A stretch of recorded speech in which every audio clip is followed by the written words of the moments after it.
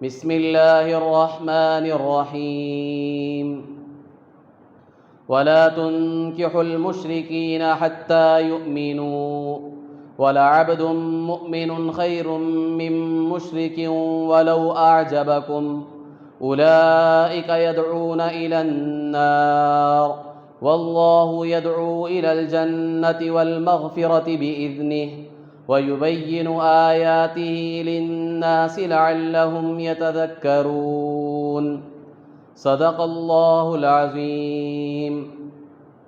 وقال النبي صلى الله عليه وسلم بادروا بالأعمال الصالحة ستكون فتن كقطع الليل المظلم يصبح الرجل مؤمنا ويمسي كافرا ويمسي مؤمنا ويصبح كافرا ويبيع دينه بعرض من الدنيا. وقال عليه الصلاة والسلام المرأة عورة إذا خرجت استشرفها الشيطان أو كما قال رسول الله صلى الله عليه وسلم.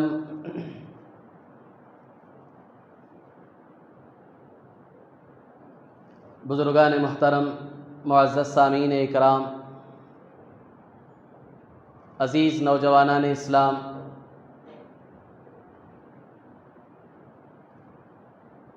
اللہ تبارک و تعالیٰ نے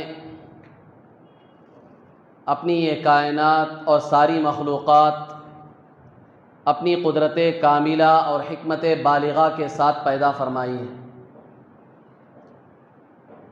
اور اس کا نظام خود اللہ تبارک و تعالیٰ نے چلایا ہے.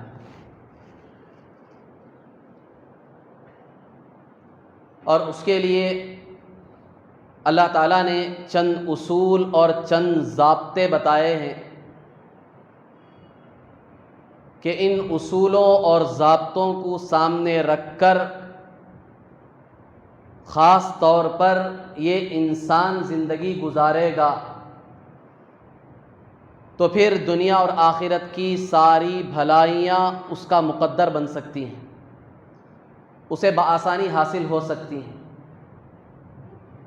اگر اللہ کے بتائے ہوئے اصول، قوانین اور ضوابط سے روگردانی کر کے اپنی منمانی کے ساتھ زندگی گزارے گا انسان تو پھر دنیا اور آخرت کی ساری خرابیاں، سارے فساد، ساری پریشانیاں اس کی مقدر بن جائیں گی، اور اس سے چھٹکارا پانا انسان کے لیے مشکل ہی نہیں ناممکن ہو جائے گا. اللہ کے اصول اور ضوابط کو ٹھکرا کر اپنی منمانی کی زندگی گزارے گا تو پریشانیاں، مصیبتیں اس کا ایسا مقدر بنیں گی، ایسا مقدر بنیں گی، اس سے بچنا، چھٹکارا پانا اس کے لیے مشکل ہی نہیں ناممکن ہو جائے.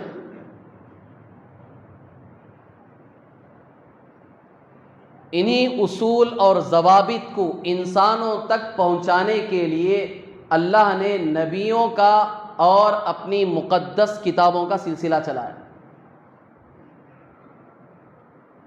اللہ تبارک و تعالیٰ براہ راست انسانوں کو قانون تو نہیں بتا سکتے، انسان میں اتنی سکت، اتنی طاقت ہے نہیں کہ وہ براہ راست اللہ سے کلام کر سکے، اللہ کے کلام کو سن سکے، اس سے رہنمائی حاصل کر سکے، یہ اس کے بس کی بات نہیں.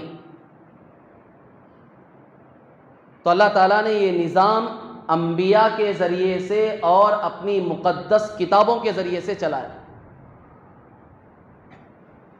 نبیوں کا ایک طویل سلسلہ پہلے ہی دن سے اللہ نے چلا دیا. روئے زمین پر انسان کی سب سے پہلے جو آمد ہوئی ہے وہ کسی عام انسان کی آمد نہیں ہوئی ہے، سب سے پہلے اس روئے زمین پر ایک نبی نے قدم رکھا.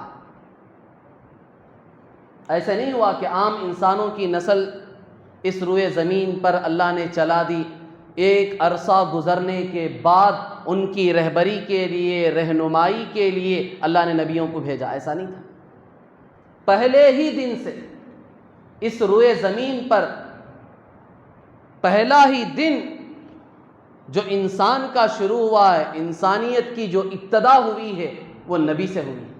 حضرت آدم علیہ نبینا علیہ الصلوۃ والسلام، انسانوں کے آنے سے پہلے اس کا نظام سارا بنایا گیا. پورا انتظام کر دیا گیا اس کی رہبری کے لیے، رہنمائی کے لیے۔ یہ چرند پرند، سبزیاں، کھانے پینے کے ساز و سامان، انسان کی ضروریات کی چیزیں، وہ تو کتنے کھربوں سال پہلے اللہ نے دنیا میں بھیج دی، پیدا کر دی، وہ اللہ ہی بہتر جانتا ہے۔ یہ جتنی ضروریات کی چیزیں ہم دیکھ رہے ہیں وہ انسان کے آنے کے بعد نہیں آئی ہیں کہ انسان آنے کے بعد بھٹکتا رہا، پریشان ہوتا رہا، کھانے کے لیے ترس رہا ہے، پینے کے لیے ترس رہا ہے، ضروریات کی چیز کے لیے پریشان ہو رہا ہے، ایسا نہیں۔ اس کے آنے سے ہزاروں اربوں کھربوں پہلے سال اللہ تبارک و تعالیٰ نے وہ نظام چلا دیا دنیا میں۔ اور پھر اس کی جو سب سے بڑی ضرورت کی چیز تھی دنیا میں آنے کے بعد، زندگی کیسے گزارے۔ نئی جگہ ہے، نئی مخلوقات ہے، نیا ماحول ہے، تو یہاں وہ کیسے زندگی گزارے، اسے بتانے کے لیے بھی اللہ تبارک و تعالیٰ نے اس کے آنے سے پہلے دنیا میں نبی کو بھیج دیا۔ آدم علیہ السلام سب سے پہلے دنیا میں اللہ کی طرف سے بھیجے گئے، پھر ان کے بعد اللہ تبارک و تعالیٰ نے انسانیت کی نسل چلائی، آہستہ آہستہ۔ ایسا نہیں ہوا کہ آدم علیہ السلام یوں آئے اور 5-6 دن کے بعد، 10-15 دن کے بعد، 1 مہینے کے بعد 1000 لوگ پیدا ہو گئے، ایسا نہیں ہے۔ اللہ ہر چیز کو تدریجاً، آہستہ آہستہ کر کے نشو و نما دیتے ہیں۔ یہ اللہ کی بھی ایک عجیب قدرت کاملہ ہے، اس کی حکمت بالغہ ہے۔ اللہ کی قدرت تو یہ تھی کہ آدم علیہ السلام یوں آئے اور ان کے سامنے 1 لاکھ انسان آ گئے سامنے۔ اللہ کو قدرت تھی اس بات کی، اللہ نے ایسے نہیں پیدا کیا انسانوں کو، اس کی اللہ کی ایک ترتیب ہے، تدریجاً آہستہ آہستہ کر کے اللہ نے انسانیت کی نسل چلائی۔ جو عام نسل ہمارے اس دور میں انسانیت کی چل رہی ہے، جس طرح عورت حاملہ ہوتی ہے، اس کے بعد 9 مہینے میں بچہ پیدا ہوتا ہے، پھر اس کے بعد چھوٹا رہتا ہے، پھر تھوڑا تھوڑا تھوڑا کر کے بڑا ہوتا ہے، یہی ترتیب تھی انسانیت کی بالکل ابتدا ہی سے۔ بس ایک چیز میں فرق تھا، وہ ایک چیز کا فرق کیا تھا کہ حوا علیہ السلام کو جو بھی اولاد ہوتی تھی بیک وقت ایک لڑکا اور ایک لڑکی ہوتی تھی۔ یہ ترتیب تھی ابتدا میں بھی، ایک لڑکا اور ایک لڑکی۔ آج کی طرح نہیں کہ صرف لڑکا ہو رہا ہے یا صرف لڑکی ہو رہی ہے، یا 2 لڑکے ہو گئے یا 2 لڑکیاں ہو گئی، ایسے، بلکہ شروع میں حوا علیہ السلام کی جتنی بھی اولاد ہوئی ہے، چاہے وہ 40 ہو یا 120 ہو، جتنی بھی اولاد ان کی ہوئی ہے، جو حقیقی اولاد ہے ان کے پیٹ سے پیدا ہوئی ہے، ان کی ترتیب اللہ نے یہ رکھی تھی کہ ہر حمل سے 2 بچے پیدا ہوتے تھے، ایک لڑکا ایک لڑکی۔ کیوں؟ اس لیے کہ دنیا کا نظام شروع ہو رہا ہے، صرف لڑکے پیدا ہو جائیں گے مسئلہ ہے، صرف لڑکیاں پیدا ہو جائیں گی مسئلہ ہے، اب ایک لڑکے کے ساتھ ایک لڑکی پیدا ہو رہی ہے، تو پھر دوسری مرتبہ جو ایک لڑکا لڑکی پیدا ہوں گے تو ترتیب اللہ کی طرف سے یہ طے تھی کہ وہ لڑکا اس لڑکی سے نکاح کرے گا اور یہ لڑکا اس لڑکی سے نکاح کرے گا۔ وہاں بھی خیال رکھا گیا کہ سگے بھائی بہن کا نکاح ایک ساتھ نہ ہو جائے، کہ بیک وقت جو لڑکا لڑکی پیدا ہو رہے ہیں ان کا نکاح آپس میں نہیں ہوگا۔ شروع میں بھی اس ترتیب کا لحاظ رکھا گیا۔ دوسری مرتبہ جو لڑکا لڑکی پیدا ہو رہے ہیں وہاں سے وہ لڑکا اس لڑکی سے نکاح کرے گا اور یہ لڑکا اس لڑکی سے نکاح کرے گا۔ تو ایک نظام اللہ نے شروع سے چلایا انسانیت کے آنے سے پہلے۔ تو انسان کی جو سب سے بڑی ضرورت تھی دنیا کی کہ دنیا میں آنے کے بعد وہ زندگی کیسے گزارے گا، کامیابی سے ہمکنار کیسے ہوگا، راحتیں اپنی کیسے حاصل کرے گا اس زندگی میں بھی اور یہاں سے جانے کے بعد ہمیشہ ہمیشہ کی زندگی میں، تو اس کے لیے اللہ تبارک و تعالیٰ نے نبیوں کا اور کتابوں کا سلسلہ چلا۔ عام طور پر مشہور روایت ہے 1,24,000 انبیاء علیہ السلام کو اللہ نے دنیا میں بھیجا، اور اس کے ساتھ کتابیں، بڑی بڑی 4 کتابیں اللہ نے نازل فرمائی۔ تورات یہ سب سے پہلی بڑی کتاب ہے، زبور اس کے بعد دوسری سب سے بڑی کتاب ہے، انجیل اس کے بعد سب سے بڑی تیسری کتاب ہے، قرآن کریم چوتھی کتاب ہے جو سب سے بڑی نازل ہے۔ اس کے علاوہ آدم علیہ السلام پر، ابراہیم علیہ السلام پر، شیس علیہ السلام پر صحیفے اللہ تبارک و تعالیٰ نے اتارے۔ اس وقت کتابیں نہیں اتری ایسا نہیں ہے، چھوٹے چھوٹے پمفلٹ، صحیفے جسے کہتے ہیں، ہم اسے پمفلٹ کہتے ہیں، چھوٹے چھوٹے جو کتابچے ہوتے ہیں، ایسے اللہ تبارک و تعالیٰ نے ان نبیوں پر بھی اتارے ہیں۔ وہ احکام ان کو دیے ہیں کہ بتاؤ انسانوں کو کہ کیسے زندگی گزارنا، اس کے اصول کیا ہیں، آداب کیا ہیں، قانون کیا ہونا چاہیے۔ تو یہ پورا ایک سلسلہ اللہ تبارک و تعالیٰ نے چلا۔ سب سے آخر میں جناب محمد رسول اللہ صلی اللہ علیہ وسلم کو آخری نبی بنا کر بھیجا، اور یہ کہلوایا گیا کہ کہہ دو کہ میں آخری نبی ہوں، اب میرے بعد کوئی نہیں آئے گا۔ اور پھر ساتھ ہی ساتھ ایک آخری کتاب بھی دی گئی قرآن کی شکل، کہ یہ آخری کتاب ہے، اس کے بعد اب کوئی کتاب بھی نہیں آئے گی۔ نبی کی پوری زندگی ہے اور اس کے لیے ایک کتاب تمہیں دی گئی ہے۔ اللہ کے رسول صلی اللہ علیہ وسلم کی زندگی کیا ہے؟ وہی قرآن ہے۔ قرآن کیا ہے؟ اللہ کے نبی کی زندگی، ان میں کوئی رائی کے دانے کے برابر بھی ڈفرینٹ نہیں۔ اما جانت عائشہ صدیقہ رضی اللہ تعالیٰ عنہا سے ایک صحابی نے آ کر حضور صلی اللہ علیہ وسلم کے بارے میں پوچھا کہ حضور صلی اللہ علیہ وسلم کے اخلاق کیا ہیں، آپ کی عادتیں، آپ کے اخلاق کیا تھے؟ تو اما جانت عائشہ صدیقہ رضی اللہ تعالیٰ عنہ، جو آپ کی سب سے چہیتی لاڈلی بیوی تھی، انہوں نے کہا کان خلقہ القرآن، آپ صلی اللہ علیہ وسلم کے اخلاق سراپا قرآن ہے۔ قرآن میں جو کچھ ہے وہ اللہ کے نبی کی زندگی میں، اللہ کے نبی کی زندگی میں جو کچھ ہے وہی قرآن میں۔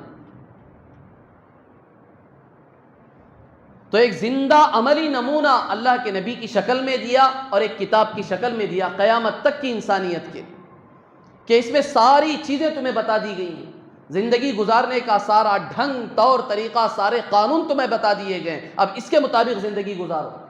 اس جہاں کی اور آنے والی جو ہمیشہ ہمیشہ کی زندگی ہے، دونوں جہاں کی راحت کامیابی تمہیں اسی سے حاصل ہو۔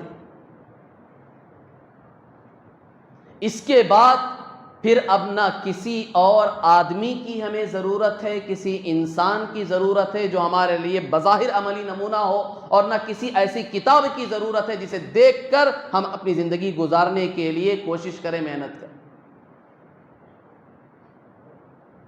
آخری نبی اللہ کے رسول صلی اللہ علیہ وسلم، آخری کتاب قرآن۔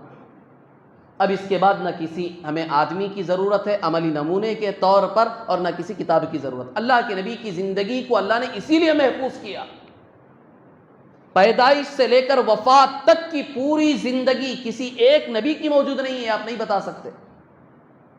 آدم علیہ السلام سے لے کر عیسیٰ علیہ السلام تک کسی ایک نبی کی زندگی آپ ٹوٹلی نہیں بتا سکتے۔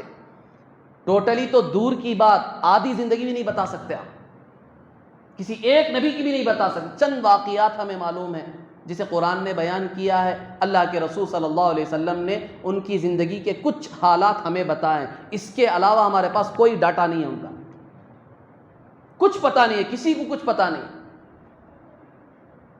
عیسائی جو خود عیسائی مذہب کو فالو کرنے والے، ان کے پاس بھی نہیں ہے، پوچھ لو۔ بائبل میں جو ہے ان کی زندگی کا بس ایک تھوڑا سا حصہ ہے، زیادہ سے زیادہ آپ کہہ سکتے ہیں 2-3% حصہ ملے گا، باقی سب کیا ہے؟ خرافات ہیں، من گھڑت قصے کہانیاں ہیں، ان کی جمع کردہ چیزیں ہیں۔ انجیل میں بھی نہیں ہے، تورات کھول کر دیکھ لیں آپ، اس میں بھی 2-3% حصہ تمہیں اصل ملے گا، اس کے بعد کا پورا حصہ کیا ہے؟ قصے کہانیاں ہیں، من گھڑت باتیں ہیں، ان کی جمع کردہ چیزیں ہیں۔ اور وہ خود اس بات کو مانتے ہیں آج یہود و نصارہ کہ ہمارے پاس وہ کتاب جو اللہ تبارک و تعالیٰ نے تورات اتاری تھی، انجیل اتاری تھی، وہ مکمل ہمارے پاس نہیں ہے، یہ تحریف شدہ ہے، اس میں اپنی طرف سے شامل کردہ چیزیں ہیں۔ نہ کتاب ان کے پاس ہے، نہ نبی کی زندگی ان کے پاس ہے۔ یہ صرف مسلمانوں ہی کی ایک خاصیت ہے کہ کتاب بھی من و عن، ایک حرف تو دور کی بات، ایک نقطے کی کمی بیشی کے بغیر پوری کتاب، جس طرح حضور صلی اللہ علیہ وسلم پر 1400 سال پہلے جو غیر ترقی یافتہ دور تھا، اس دور میں جبکہ پرنٹ نہیں تھا، پریس نہیں تھا، کچھ نہیں تھا، اس وقت جو کتاب اتاری گئی تھی وہ کتاب ایک نقطے کی کمی کے بغیر آج تک ہمارے پاس موجود ہے۔ ایک نقطے پر بھی کوئی اعتراض کر کے نہیں بتا سکتا۔ 1500 سال پہلے دنیا ترقی بھی نہیں کی تھی، پرنٹنگ کا کوئی نظام نہیں تھا، پریس کا کوئی نظام نہیں تھا، اس کے باوجود اس وقت سے آج تک ہمارے پاس کتابیں ایک نقطے پر کوئی اعتراض کر کے نہیں بتا سکتا. ایک نقطے پر کوئی یوں انگلی اٹھائے گا لاکھ حفاظ کھڑے ہو جائیں گے کہ تو غلط ہے. اللہ نے کیا نظام چلا ہے. ایک نہیں، ایک آدمی نہیں کھڑے ہوگا اس کے خلاف، دنیا کے لاکھوں حافظ قرآن کھڑے ہو جائیں گے کہ تو غلط ہے، مجرم ہے، اس نقطے کے بارے میں جو کہہ رہا ہے غلط ہے. دیکھ ہمارا سینہ چاک کر کے دیکھ، اس میں تجھے کیا قرآن ملے گا. اس میں تجھے وہی قرآن ملے گا جو میرے سینے میں لاکھوں کروڑوں حفاظ جو دنیا میں ان کے سینوں میں بھی تجھے وہی قرآن ملے گا، اسی نقطے کے ساتھ ملے گا جس نقطے پہ تو اعتراض کر رہا. یہ قرآن کی شان ہے. اللہ نے پوری حفاظت کے ساتھ اس قرآن کو بچایا. اسی کے ساتھ ساتھ اللہ کے نبی کی زندگی، آپ کی زندگی کو بھی اللہ تبارک و تعالیٰ نے اسی طرح من و عن پیدائش سے لے کر موت تک محفوظ کیا. آپ کے ظاہر کو، آپ کے باطن کو، آپ کی گھریلو زندگی، آپ کے باہر کی زندگی، جو کچھ تھا پورا نظام اللہ تبارک و تعالیٰ نے محفوظ کیا قیامت تک کی انسانیت.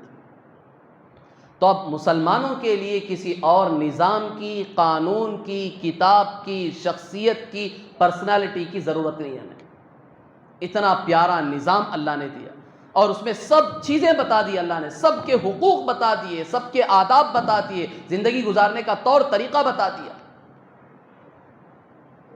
کہ کس طرح دنیا میں زندگی گزاری جائے گی. تمہارا ایک نظام ہوگا، مسلمان کی ایک شناخت ہوگی. ہوا سماکم المسلمین، اس نے تمہارا نام مسلمان رکھا ہے اور تمہارا نام یہ مسلمان رکھا ہے تو تمہیں مسلمان بن کر زندگی بھی گزارنی ہے. اور کب تک زندگی گزارنی ہے؟ موت تک گزارنی ہے. تمہاری پیدائش سے لے کر موت تک تمہیں اپنے اس نام کے ساتھ، اپنی شناخت کے ساتھ باقی رہنا ہے. ایسا نہ ہو کہ صرف نام ہے، شناخت نہیں ہے، کوئی پہچان نہیں ہے، کوئی علامت نہیں ہے. ایسا نہ ہو، نام بھی ہو، تمہاری پہچان بھی ہو، پیدائش سے ہو، موت تک ہو. یا ایھا الذین آمنوا اتقوا اللہ حق تقاتہ ولا تموتن الا وانتم مسلمون. اے ایمان والو، اللہ سے ڈرو ایسے جیسے اس سے ڈرنے کا حق ہے، اور تمہاری موت اسلام پر آئے. جس اسلام پر تم پیدا ہوئے ہو، جس شناخت کے ساتھ تم زندگی گزار رہے ہو، اس میں کمی بیشی نہیں آنی چاہیے. موت پر بھی تمہاری یہی حالت ہو، نام بھی تمہارا مسلمان ہو، پہچان بھی تمہاری مسلمان ہو. دیکھتے ہی جنازہ لوگ کہہ پڑے کہ مسلمان کا جنازہ. ایسا نہیں کہ لوگوں کو شک ہو جائے. حادثات میں کسی کی موت ہو جاتی ہے، ایکسیڈنٹ ہو جاتا ہے، ڈوب کر مر جاتے ہیں، کہیں لاش ملتی ہے تو آج پہچاننا مشکل ہو جاتا ہے کہ مسلمان ہے کہ غیر مسلم. ایسی تمہاری شناخت نہیں ہونی چاہیے. تم مرو، کوئی آدمی تمہیں پہچاننے والا نہ ہو، غیر بھی دیکھ کے آنکھ بند کر کے یہ کہہ دے کہ ایک مرتبہ دیکھ کر کے یہ مسلمان ہے. ایسی پہچان بناؤ تم اپنی. یہ اللہ کا مطالبہ ہے ہم سے. حدیث میں اللہ کے رسول صلی اللہ علیہ وسلم نے قرب قیامت کی نشانی بتائی، علامت بتائی. لا يبقى الاسلام الا اسمه ولا يبقى القرآن الا رسمه. قیامت کا حال تمہیں بتاؤں، قیامت کب آئے گی؟ سن لو، قیامت آنے کی نشانیاں میں بتا رہا ہوں. اس میں سے ایک نشانی یہ ہے، صرف تم نام کے مسلمان رہو گے، تمہاری پہچان سب مٹ چکی ہوگی، کوئی شناخت نہیں ہوگی تمہاری. لوگ پہچاننا مشکل ہو جائے گا لوگوں کو. کیا مرنے کے بعد اس کا ڈی این اے لے کر ٹیسٹ کرتے پھریں گے کہ مسلمان ہے یا غیر مسلم ہے؟ اللہ کے نبی نے اسی کو سمجھایا. تمہاری حالت ایسی ہوگی، تم پر ایسا حال آئے گا، ایسا زمانہ آئے گا، سمجھ لو یہ قیامت کے قریب زمانہ ہے کہ صرف نام کے مسلمان رہو گے تم. حکومت کے رجسٹروں میں تمہارا نام مسلمان ہوگا، صرف نام رہے گا، شناخت کوئی نہیں رہے گی، تمہاری پہچان نہیں ہے، کوئی علامت نہیں ہوگی. ظاہر میں دیکھ کر کوئی کہہ نہیں سکے گا کہ تم مسلمان ہو. وَلَا يَبْقَى الْقُرْآنُ إِلَّا اسْمُهُ. قرآن کے بھی بس حروف رہ جائیں گے، اس پر عمل کرنے والا کوئی نہیں رہے گا. قیامت کے قریب یہ ہوگا کہ قرآن کے صرف حروف باقی رہ جائیں گے، اس پر عمل کرنے والا کوئی نہیں. تو ایسی زندگی سے اللہ نے ہمیں ڈرایا ہے، دھمکایا ہے اور ہم سے مطالبہ کیا ہے کہ تمہاری زندگی ایسی نہیں ہونی چاہیے. نام بھی تمہارا مسلمان ہو، تمہاری شناخت بھی مسلمان ہو، تمہاری پہچان بھی مسلمان ہو. ایسی زندگی گزار کر آؤ ہمارے پاس. یہ اللہ نے مردوں سے بھی مطالبہ کیا ہے، عورتوں سے بھی مطالبہ کیا. اور اس پرفتن دور میں جس دور سے ہم گزر رہے ہیں، یہ قرب قیامت کا زمانہ ہے، اس میں کوئی بھی شک نہیں. جتنی علامتیں اللہ کے رسول صلی اللہ علیہ وسلم نے چھوٹی چھوٹی بتائی ہیں قیامت کے قریب، وہ ساری علامتیں علماء کہتے ہیں کہ سب ہو چکی ہیں، صرف بڑی بڑی 10 علامتیں باقی رہ گئیں۔ وہ بڑی بڑی وہ آ گئی تو پھر چند دروازے بند ہوتے چلے جائیں گے توبہ کے بھی۔ چھوٹی تو ساری علامتیں ہو چکی ہیں، صرف بڑی بڑی جو 10 علامتیں، ظہور مہدی، خروج دجال، نزول عیسیٰ، دابۃ الارض، یہ جو بڑی بڑی علامتیں ہیں، 3 مرتبہ زمین کا دھس جانا، جب یہود و نصارہ کا لشکر آئے گا مسلمانوں سے مقابلہ کرنے کے لیے، زمین کھل جائے گی، ان کو نگل لے گی۔ یہ بڑی بڑی 10 علامتیں ہیں، ان کا ظہور ابھی نہیں ہوا ہے۔ چھوٹی جتنی علامتیں اللہ کے رسول صلی اللہ علیہ وسلم نے بنائی ہے سب ظاہر ہو چکی۔ تو اس دور سے ہم گزر رہے ہیں، قیامت کا زمانہ بالکل قریب آ چکا۔ اب اسی دور میں اللہ کے رسول صلی اللہ علیہ وسلم کا حکم ہے، بادروا بالاعمال الصالحہ ستکون فتن کقطع اللیل المظلم یصبح الرجل مؤمنا ویمسی کافرا ویمسی مؤمنا ویصبح کافرا یبیع دینہ بعرض من الدنیا۔ اے مسلمانوں، نیک عمل کرنے میں جلدی کر لو، دین پر چلنے میں جلدی کر لو۔ ابھی اور کتنی تاخیر کرو گے؟ اسی دور سے تو گزر رہے ہو تم، اور کتنی تاخیر کرو گے؟ ابھی کتنا انتظار کرو گے؟ ابھی جوانی ہے، بڑھاپا آ جائے، ابھی بچہ ہوں، جوان ہو جاؤں، ابھی شادی نہیں ہوئی ہے، شادی ہونے دو، ابھی حج نہیں کیا، حج ہو جانے دو، ابھی کب تک انتظار کرو گے؟ اسی دور سے گزر رہے ہو، فتنوں کے دور سے۔ ستکون فتن، ایسے فتنے ہیں کقطع اللیل المظلم، رات کے اندھیریوں کے جو ٹکڑے ہوتے ہیں، ایسے فتنوں سے تم گزر رہے ہو فی الوقت۔ رات ہوتے ہوتے اندھیرا بڑھتا چلا جاتا ہے، ہر دن نئے فتنے آ رہے ہیں، فتنے کم نہیں ہوں گے۔ یہ وہ دور سے گزر رہے ہیں کہ فتنے بڑھیں گے، کم نہیں ہوں گے۔ ہم حق کی طرف 1 قدم اٹھاتے ہیں، باطل 10 قدم اٹھاتا ہے ہمیں بگاڑنے کے لیے۔ اس دور سے ہم گزر رہے ہیں۔ ہم 1 قدم اٹھا کر مطمئن بیٹھ چکے ہیں، باطل 10 قدم اٹھا کر بے قرار ہے۔ ہم حق پر چلنے کے لیے، لوگوں کو حق پر لانے کے لیے 1 قدم اٹھا رہے ہیں اور خوش ہو کے بیٹھ گئے، ماشاءاللہ ہمیں محنت کر ڈالے۔ ہم نے ایسا نظام بنا لیا ہے کہ خود بھی حق پر چلے، لوگوں کو بھی حق پر چلائے۔ 1 قدم اٹھا کر مطمئن ہے، باطل 10 قدم اٹھا کر بھی بے قرار ہے کہ انہیں کیسے بہکایا جائے، انہیں دوزخ کا نوالا اور لقمہ کیسے بنایا جائے۔ اس دور سے ہم گزر رہے ہیں۔ اسی کی پیشن گوئی اللہ کے نبی صلی اللہ علیہ وسلم نے کی تھی، ستکون فتن کقطع اللیل المظلم۔ نتیجہ کیا ہوگا اس کی علامت بھی بتا دی، یہ جو فتنے آئیں گے اس کا نتیجہ، رزلٹ کیا نکلے گا۔ اللہ کے رسول صلی اللہ علیہ وسلم نے فرمایا، یصبح الرجل مؤمنا ویمسی کافرا، صبح تک مسلمان رہے گا، شام تک کافر ہو جائے گا۔ یہ رزلٹ ہوگا اس کا، فتنوں کا اثر ہوگا۔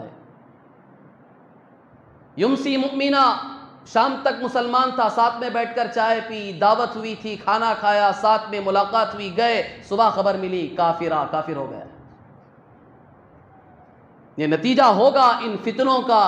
اسی دور سے ہم گزر رہے ہیں، جو خبریں ہمارے سامنے آ رہی ہیں، جو واقعات ہم سن رہے ہیں، وہ یہی سن رہے ہیں کہ مرتد ہو گئے۔ مرتد کیا ہے؟ کافر ہو گیا۔ جتنے نیک اعمال کیے تھے سب برباد ہو گئے۔ کیوں ہوگا؟ یبیع دینہ بعرض من الدنیا، اللہ کے رسول صلی اللہ علیہ وسلم، دنیا کی معمولی چیز ہوگی اس کے لیے دین کو بیچ دے گا۔ معمولی چیزوں کے لیے دین کو بیچ دیں گے لوگ۔ مسلمان اپنے دین کو، اپنے ایمان کو کس لیے بیچ رہے ہیں؟ معمولی چیزیں کے۔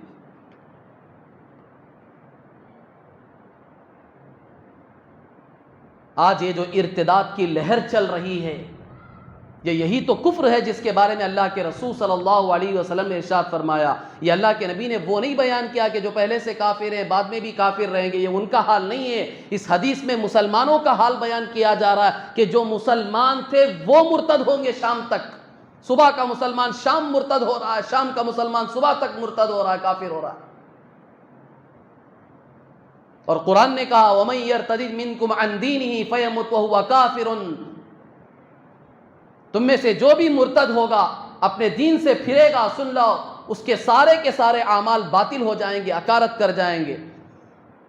25 سال 30 سال کے جو لڑکا لڑکی مرد و عورت نے جو نمازیں پڑھی تھی، جو روزے رکھے تھے، جو صدقہ خیرات کیا تھا، جو حج پہ حج کیے تھے، جو عمرے پہ عمرے کیے تھے، جو مسجدیں بنائی تھی، جو غریبوں یتیموں بیواؤں کی مدد کی تھی، پیسہ لٹایا تھا دین کے راستے میں، یہ سب کچھ کیا، لیکن صرف اسلام کو چھوڑ کر کفر کے دروازے سے تم جو کفر میں داخل ہوئے ہو، اس کی وجہ سے یہ پورے اعمال اکارت کر جائیں گے، اللہ اسے باطل کر دیں گے، بیکار کر دیں گے۔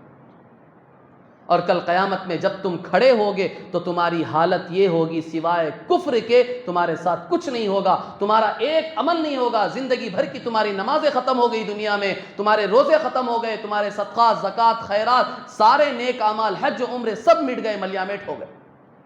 قیامت میں تم کفر کی حالت میں کھڑے ہو، الا یہ کہ کوئی مرنے سے پہلے توبہ کر لے، وہ تو اللہ ہی کو معلوم ہے کسے توبہ کی توفیق ہوگی، وہ تو اللہ ہی جانتا۔ جو مسلمان کفر کے تہانے چلا گیا، کفر میں داخل ہو گیا، وہ دوبارہ اسلام میں کیسے لوٹ کر آئے گا؟ وہ تو 99% تو مشکل ہے لوٹ کر آنا۔ ہو گیا اللہ نے کسی کے مقدر میں رکھا ہے، دوبارہ توبہ کر لی اور دوبارہ اسلام کے سائے میں آ گئے تو وہ بچ گئے۔